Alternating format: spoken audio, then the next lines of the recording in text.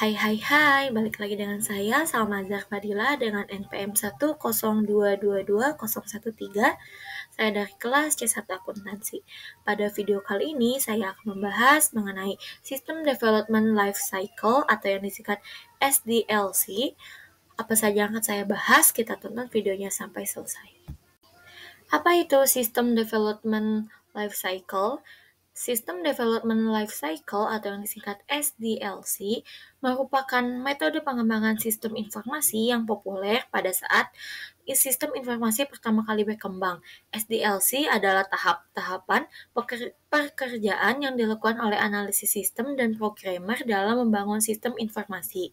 SDLC juga merupakan alat untuk manajemen proyek yang bisa digunakan untuk merencanakan, memutuskan, dan mengontrol proses pengembangan sistem informasi. Apa itu System Development Life Cycle? Metode SDLC seringkali digunakan untuk memecahkan masalah-masalah yang ada. Langkah-langkahnya yaitu yang pertama, melakukan survei dan menilai kelayakan proyek pengembangan sistem informasi. Yang kedua, mempelajari dan menganalisis sistem informasi yang berjalan. Yang ketiga, menentukan permintaan pemakaian sistem informasi. Yang keempat, memilih solusi atau pemecahan masalah yang paling baik.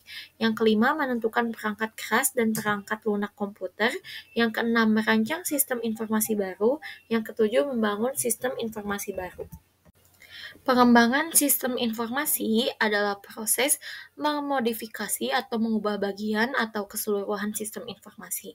Pengembangan sistem umumnya dilakukan oleh tim proyek yang terdiri dari analisis sistem, pemrogram, akuntan, dan orang lain yang ikut terlibat dalam proyek tersebut. Pengembangan sistem informasi adalah proses memodifikasi atau mengubah bagian atau keseluruhan sistem informasi.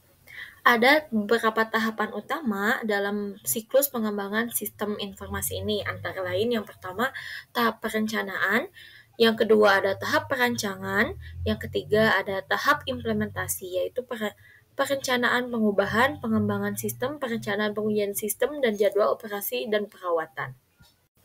Ada beberapa tahapan teknologi dan praktik-praktik pengembangan sistem. Yang pertama yaitu pengendalian produktivitas, yaitu analisis atau pemrograman, adanya komunikasi dengan analisis atau pemrograman dengan pemakai. Yang kedua ada pemrograman terstruktur, standar rancangan, gaya programmer, rancangan memadai. Yang ketiga ada computer-aided software engineering, yaitu proses penggunaan teknologi perangkat lunak. Yang keempat ada prototyping, pendukung tampilan layar monitor. Yang kelima ada teknik berorientasi objek menjadi perangkat lunak yang lebih mudah diciptakan, lebih sederhana, dan lebih layak. Perancangan sistem informasi, hal-hal yang diperhatikan dalam perancangan sistem informasi sebagai berikut, yaitu yang pertama, evaluasi terhadap alternatif rancangan. Supaya tidak melenceng, maka diperlukan evaluasi dari alternatif rancangan. Yang kedua, pembuatan spesifikasi rancangan, yaitu merancang seluruh laporan manajemen dan dokumentasi keluaran dari awal sampai akhir. Yang ketiga, pembuatan dan penyampaian rancangan sistem. Spesifikasi rancangan harus lengkap dan disajikan dalam bentuk proposal. Perancangan sistem informasi, hal-hal yang diperhatikan dalam perancangan sistem informasi sebagai berikut, yaitu yang pertama, evaluasi terhadap alternatif rancangan. Supaya tidak melenceng, maka diperlukan evaluasi dari alternatif rancangan.